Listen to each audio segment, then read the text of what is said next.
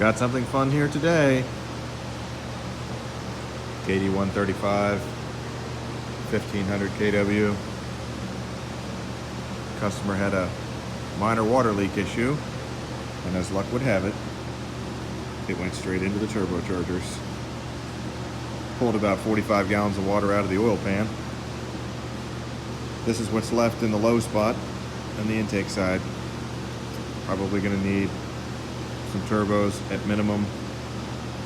Going to break it down farther and see how bad the damage is on the inside. But it's not looking good. I would say probably going to find a lot more damage as we dig deeper.